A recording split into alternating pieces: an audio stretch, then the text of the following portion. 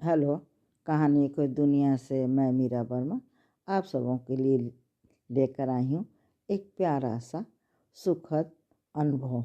वो अनुभव था हमारा पहला स्वेटर बुनने का, जिसका मैंने शीर्षक दिया है सर्द हवा गुलाबी एहसास। पहला बुनाई का अनुभव सीखने, धैर्य रखने और गलतियों से घबराने के बजाय उन्हें सुधारने का एक रोमांचक सफ़र रहता है। शुरुआत भले ही मुश्किल भरा होता है, पर अंत उसका एहसास बड़ा ही प्यारा और सुखद होता है। किसी भी काम को करने के लिए हमें सकारात्मक दृष्टिकोण रखने चाहिए। तो आइए सुनते हैं इस प्यारी सी अनुभव को। शारदीय नवरात्र पावन पर्व का महीना के साथ सुहाने मौसम का भी धनी होता है, साथ साथ शरद ऋतु के आगमन का भी प्रतीक है, जो हमारा महत्वपूर्ण मौसम है। दिन में खिली खिली धूप और रात्रि बेला में हल्की हल्की ठंडी कुनमुनाई सी सिरन पैदा करती हुई बदन पर हल्की दुशाला डालने को सर्द हवाएं इशारा कर जाती हैं। 2 महीने बीत चुके थे मातृत्व सुख प्राप्त किए हुए। अपने से ज़्यादा इस नन्ही सी जान का ख्याल रखना जरूरी था। मैंने सुना था इस मौसम में सुबह की धूप तो फायदेमंद होती है, पर दोपहर की धूप से बचनी चाहिए। गुड़िया के लिए सुबह की धूप फायदेमंद होगा, ये सोचकर हम और नीना ने उसे कुछ देर धूप में ले जाने के लिए तैयार किए और हल्की सी गर्म कपड़े पहना दिए। मम्मी जी हमें हिदायत देती ही कहा, टोपी और मोजे भी जरूर पहना देना। हमने वैसे ही किया और गुड़िया को लेकर बाहर आ गई। बाहर निकलते ही हमने देखा गुड़िया जोर से अपनी आंखें भींच ली है। मैंने सोचा शायद तेज रोशनी के कारण उसने ऐसा किया हो, और हमने प्रैम के ऊपर अपनी दुपट्टा डाल दिए। पर तभी निलय उसके इस नए रूप को देख हंस पड़े। उन्होंने कहा, देखो गुड़िया कैसे अपने होठों को चिड़ियों की तरह चोंच बना बाहर निकाल लिए हैं। मैं भी उसके इस नए रूप को देखकर हंस पड़ी और उसके गालों पर प्यार भरी थपकी देती हुई बोली, अच्छा हमारी बिटिया घर से बाहर आकर फ्रेश हवा में चिड़ियों की चहचहाहट सुन खुश हैं। मैं उसे और बड़ी बनाती हुई बोली, ये देखो फूलों को गेंदा, मोगरा, चमेली, हरसिंगार खिले हुए हैं, कितने प्यारे लग रहे हैं। ये सुगंधित पुष्प माँ दुर्गा को चढ़ाएंगे। तभी नीलय मुझे टोकते हुए कहा, बस बस गुड़िया रानी के लिए आज का पाठ काफ़ी है। फिर तो हम 15-20 दिन रोज़ निकलते रहे। एक दिन टहलते टहलते हमने नीलय से कहा, ठंड बढ़ रही है, एक दिन चलकर बेटू के लिए स्वेटर लेकर आते हैं। नीलय ने कहा, ठीक है, इस संडे चलते हैं। संडे को बाज़ार जाकर हमने एक नहीं 6 स्वेटर लिए, कुछ माप के, कुछ बड़े साइज़ के। एक दिन नीलय ने मुझसे कहा, एक स्वेटर गुड़िया के लिए तुम भी अपने हाथों से बुनो ना। मैं हिचकिचाते हुए बोली, मुझे कहाँ बनाने आता है। नीलय ने कहा, अरे मम्मी बनाती थी ना, वो तुम्हारी मदद कर देंगी। नीलय मम्मी जी के पास जाकर कहा, मम्मी मंगला गुड़िया के लिए एक स्वेटर बनाना चाहती है, तुम पहले बनाती थी ना, मुझे लगता है अभी भूली नहीं होगी, याद तो होगा। मंगला भी एक स्वेटर बनाना चाहती हैं, आपकी मदद की ज़रूरत होगी उसे। मम्मी जी ने कहा, बनाती थी पर ठीक अंदाज नहीं रहा, पर मैं कोशिश करूँगी। कितने फंदे लगेंगे और आगे कितने घर रखने, ये मुझे याद नहीं।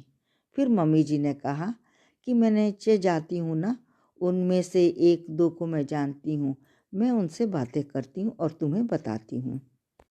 आज मम्मी जी नीचे से आकर कहा, स्वेटर तो बहुत लोग बनाती हैं, पर स्नेहा है ना, तुमसे कुछ ही बड़ी होगी, बच्चों की स्वेटर बनाती रहती है, वो तुम्हें बता देगी कितने घर से शुरू करनी है, उसे अंदाज है। फिर मैं तो पास में हूँ ही, मदद करती रहूँगी। एक दिन मैं और नीलय बाज़ार जाकर ऊन 2 नंबर की सिलाई, एक बॉर्डर की, दूसरी उसके बाद में लगेगी।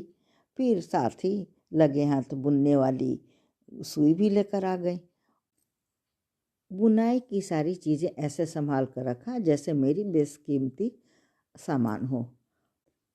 स्वेटर बुनते समय मुझे धैर्य और प्यार भरे समर्पण की आवश्यकता होगी, क्योंकि मुझे अभी सीखना भी है और मेरे हाथों बना ये पहला स्वेटर होगा जिसे मेरी नन्ही गेसु बिटिया पहनेंगी। स्वेटर बुनने की अनुभूति रोमांचक तो होगा ही, साथ ही साथ नीलय की दी हुई चुनौती स्वीकारना भी मेरे लिए आसान नहीं था। पहली बार जब मैंने बुनने वाली सिलाई और ऊन को हाथों में पकड़ा तो वो क्षण मेरे लिए काफ़ी रोमांचक और घबराहट भरा था, क्योंकि इसमें मुझे कलात्मक और कुछ रचनात्मक कौशल को दिखाना था, जिसमें हाथों का हुनर भी शामिल होगा। दोपहर को मम्मी जी ने मुझसे कहा, मंगला, आज नीले घर पर है और आज का दिन भी सही है, चलो स्नेहा के घर चलते हैं और उससे आज स्वेटर की शुरुआत कर देते हैं। आज दिन भी अच्छा है। मैंने थोड़ा अचंभित होकर पूछा, क्यों मम्मी जी, स्वेटर के लिए दिन भी अच्छा होना ज़रूरी है? मम्मी जी ने कहा कि नहीं, हम सब के समय में शुक्रवार को स्वेटर शुरू नहीं करते हैं। इसके बारे में मैं बाद में बताऊंगी तुम्हें। मैंने कहा, मम्मी जी, यह तो एक कला है, यह एक रचनात्मक कार्य है। मम्मी जी ने कहा, गेसु अभी सोई है, फिर जग जाएगी, आकर तुम्हें बताते हैं। नीले मम्मी जी की बातें सुन ली थी और उन्होंने जिद करने लगे, मम्मी बताओ ना, क्या बात है, क्यों नहीं सुख को शुरू करते हैं? स्वेटर का दिन से क्या संबंध? मम्मी जी ने कहा, मंगला अभी देर न करो, आकर बातें करते हैं, नहीं तो गुड़िया जग जाएगी। रास्ते में मैंने मम्मी जी से पूछा, मैं उन्हें भाभी जी कहूँ या दीदी? उन्होंने कहा, कुछ भी कह लो। फिर उन्होंने बोला, भाभी जी कुछ औपचारिक लगेगा, दीदी ही कहना ठीक होगा। उनके घर पहुंची तो वे हमारा इंतज़ार ही कर रही थी। उन्हें नमस्ते कर अंदर दाखिल हुए। वे मम्मी जी को प्रणाम कर सोफे पर बैठने का इशारा कर बगल वाले सोफे पर बैठ गई। कुछ देर औपचारिक बातें हुई। मम्मी जी ऊन निकाल कर दी को दिखाते हुए बोली, देखो तो सही है ना? तुमने जिस दुकान से ऊन और सिलाई लाने को कहा था ना, उसी दुकान से मैंने मंगवा लिए हैं। मैंने देखा दी ऊन को पैकेट से निकाल ब्रांड देख रही थी, हाथों से छू रही थी। उनके छोर को खींचकर लंबाई देख, उनको दोहरा कर एक हल्की सी गांठ दे, हाथों में फंदा लगा सिलाई पर चढ़ा दिए। 4-5 फंदे चढ़ाने के बाद दी ने कहा, तुम्हें फंदे चढ़ाने आते हैं? 4-5 फंदे चढ़ाने के बाद दी ने कहा, पहले मैं बुनी हुई स्वेटर दिखाती हूँ, फिर जो पसंद आए वैसे ही फंदे चढ़ा दूंगी। एक स्वेटर जो फ्रॉक नुमा था, जिसे मम्मी जी ने पसंद किया और मैंने भी। स्नेहा दी मम्मी जी को दिखाती हुई बोली, आंटी जी, ये गले से शुरू होगा, 80 फंदे से शुरुआत होगा। दी 4-5 फंदे चढ़ाने के बाद मुझसे कहा, तुम्हें फंदे चढ़ाने आते हैं? मैंने कहा, दी मुझे आते तो नहीं, लेकिन मुझे बताएंगी तो मैं ज़रूर कोशिश करूँगी। मुझे ऊन और सिलाई थमाते हुए कहा, लो आंटी से पूछ फंदे चढ़ाओ, तब तक मैं चाय बना कर लाती हूँ। मम्मी जी उन्हें बैठने का इशारा करते हुए कहा, बैठो, बातें करते हैं, चाय की अभी ज़रूरत नहीं। फिर भी वे हमारे लिए कुछ नमकीन और चाय लेकर आ ही गई। मुझे परेशान देख मम्मी जी मुझसे बुनाई ले फटाफट 80 फंदे चढ़ा दिए। दी ने कहा, 6 लाइन्स अभी सीधा बुनेगा, फिर 4 भागों में बट जाएगा। 2 लाइन बुनने के बाद मुझे बुनाई देती हुई दी ने कहा, मेरे सामने बुनो। मैंने प्रयास किया पर विफल रही। तब मैंने सोचा कि घर जाकर मम्मी जी की मदद ले सकती हूँ। मैंने दी से कहा, बहुत देर हो चुकी है, गेसु का फीड का टाइम भी हो गया है। बुनाई समेट हम घर आ गए। घर आकर हमने देखा गुड़िया रानी जग चुकी थी। उसे फीड करा, मैं चाय बनाने चली गई। चाय बनाकर लाई तो देखा मम्मी जी बरामदे में बैठी हैं। बस वहीं गेसु को उसके पालने में सुला दिया और हम तीनों चाय पीने लगे। चाय पीते पीते नीले मम्मी जी से पूछने लगे, कल शुक्रवार है ना, कल क्यों नहीं स्वेटर शुरू करते हैं मम्मी? मम्मी हंसते हुए कहा, मैंने नानी दादियों से यही सुना है कि शुक्रवार को स्वेटर नहीं शुरू करते हैं, बुनाई सुस्त हो जाती है, लगता है जल्दी आगे बढ़ ही नहीं रहा है, कुछ न कुछ अड़चनें आ जाती हैं। अगर कल शुक्रवार है तो स्वेटर शनिवार को शुरू करते हैं, या एक दिन पहले ही हम सब शुरू कर देते थे, या 10-20 फंदे ही चढ़ाकर छोड़ दिया करते थे, पर शुक्रवार को नहीं शुरू करते। मम्मी जी ने कहा, एक स्वेटर मैंने शुक्रवार को शुरू की, बस वो स्वेटर 2 साल लगे पूरे करने में। उसके बाद मुझे उस स्वेटर से रुचि हो गई। उसके बाद मैंने स्वेटर बुनी ही नहीं। मम्मी जी से मैं कैसे कहूँ कि मैं कितनी उतावली हूँ बुनाई सीखने को, पर मम्मी जी तो बिजी हो गई। शाम को सब्जी क्या बनेगी?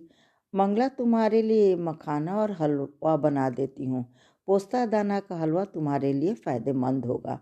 मैंने कहा, मम्मी जी हलवा, उसमें घी बहुत होगा ना? मम्मी जी ने कहा, तुम्हारे लिए कम डालूंगी। बस इन्हीं सब बातों में दिन निकल गया। मेरे दिमाग में स्वेटर के अलावा कुछ भी नहीं सूझ रहा था।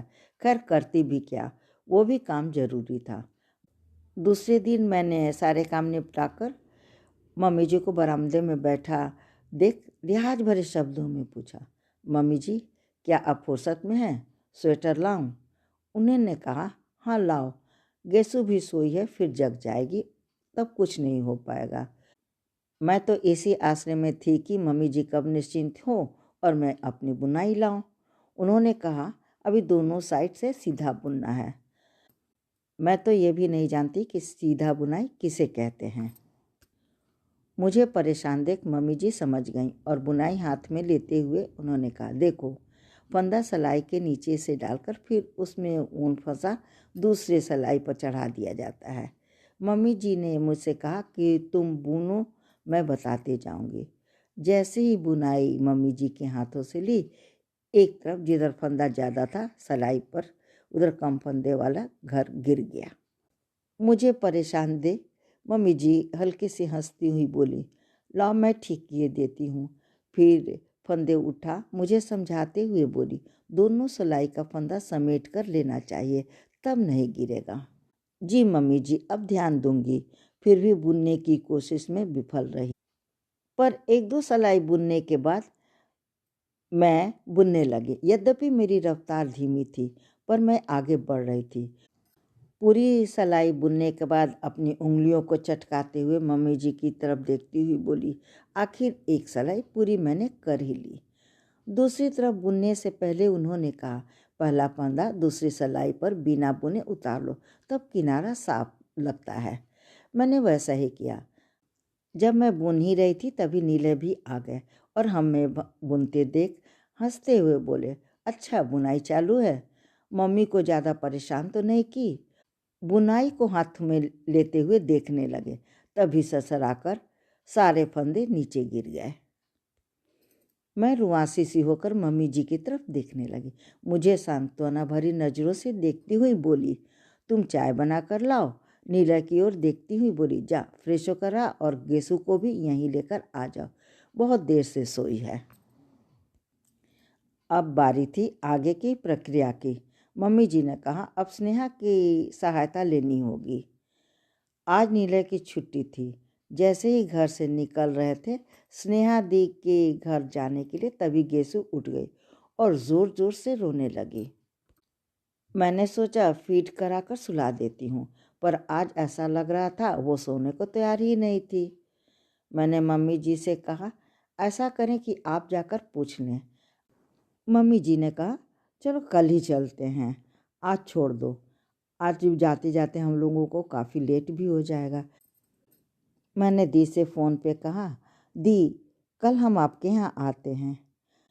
दी ने कहा, मैं ही कल आऊँगी, मैं 2 पिन भी लेती आऊँगी। आगे पीछे वाले भाग और बाँह को अलग करना होगा। बड़े वाले पिन भी लेती आऊँगी जिसमें बाँह वाले फंदे को अलग उतारना होगा। हमने भी जल्दी जल्दी मम्मी जी के साथ मिलकर सारे काम निपटा लिए। मैं तो दी की बड़ी बेसब्री से इंतज़ार कर रही थी। स्नेहा दी तकरीबन 12 बजे के करीब आईं। कुछ देर इधर उधर की बातों के बाद दी ने कहा, लाओ अपनी बुनाई। मैं जैसे ही उन्हें बुनाई देने लगी तभी 4-5 फंदे गिर गए। मैं रुआंसी सी दी की ओर देखने लगी। दी हंसते हुए बुनाई लेकर सभी फंदे चढ़ा दिए। बातों बातों में उन्होंने 2 लाइन बुन भी दिए। दी मम्मी जी के पास बैठ गईं। उन्हें समझाती हुई पीछे की बाँह के फंदे और आगे वाले फंदे पिन पर उतारकर सीधी बुनाई कर जैसे ही दूसरी बाँह पिन पर उतारने लगी, मम्मी जी ने कहा, लाओ मैं उतार देती हूँ। मम्मी जी समझ गई थी आगे की बुनाई कैसे करनी है। दी उन्हें समझा रही थी। इसी बीच मैं गुड़िया को देख उन दोनों के लिए चाय भी बना कर लाई। गुड़िया रानी काफ़ी मीठी नींद में सो रही थी। हमने देखा नींद में कभी मुस्कुरा रही थी, कभी मुंह गोल कर ऐसा करती मानो दूध पी रही हों। मन हो रहा था कि इस पल को निहारती ही रहूं। स्कूल से दी के बच्चों को आने का समय हो गया था। मम्मी जी को समझाते हुए बोली, अगर आपको कुछ उलझन हो तो मुझसे फ़ोन पे पूछ लेंगी या मैं ही आ जाऊंगी। मम्मी जी 2 सिलाई बुनने के बाद मुझे बुनाई देती हुई बोली, पूरी सिलाई सीधी बुनो। अब तक तो तुम सीधी सिलाई का मतलब समझ गई होगी। धीरे धीरे मैंने एक सिलाई पूरी कर ली और सिलाई पूरी करने के बाद अपनी हथेलियों को ऐसे रगड़ती मानो कितनी मेहनत कर मैं थक गई हूँ। बुनाई की रफ्तार धीमी होते हुए भी तकरीबन 4 अंगुल तक बढ़ चला था। एक दिन मैं बुनाई कर ही रही थी, तभी समय से पहले नीले ऑफिस से आ गए और मुझसे बिना कुछ कहे सीधे रूम में चले गए। कुछ समय पश्चात मैंने नोटिस किया नीले आकर चाय की फरमाइश नहीं की। बुनाई समेट नीले को आवाज़ लगाई, तभी मैंने देखा नीले मेरी वीडियो बनाने में मशगूल थे। मैं आश्चर्यचकित होकर पूछी, नीले आप ये क्या कर रहे हैं? नीले मुस्कुराते हुए मेरी तरफ आकर मोबाइल दिखाते हुए बोले, ये देखो अपनी तस्वीर। सच कहूँ पहले तो मुझे भी गुस्सा आया, पर अपनी मुद्रा देख मैं भी हंसे बिना न रह सकी। मेरी दोनों भवें आपस में सटी हुई थी, होठ अंदर भींचे हुए।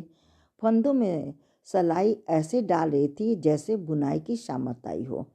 मम्मी जी को आवाज़ देते हुए बोले, इस तस्वीर में स्वेटर से ज़्यादा तो इसकी मुद्रा भली लग रही है। मम्मी जी भी मुस्कुराए बिना न रह सकी।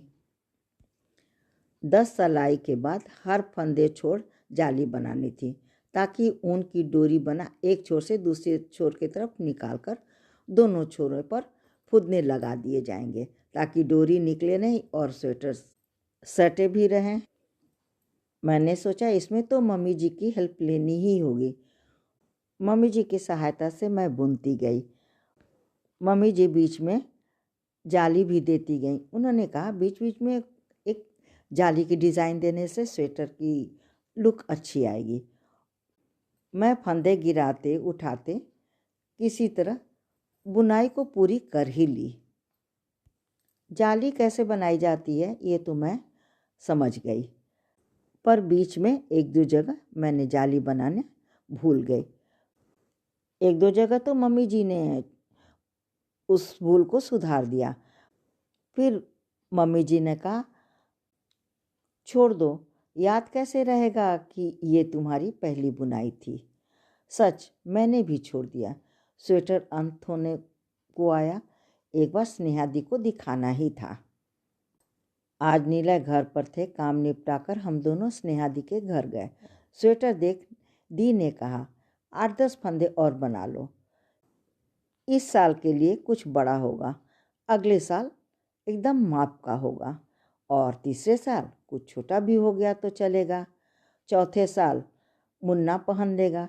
दी मुस्कुराते हुए मेरी तरफ देखती हुई बोली। मम्मी जी को समझाते हुए बोली, आंटी जी, फंदे उतारने तो याद होंगे ही, ढीले हाथों से उतारिएगा।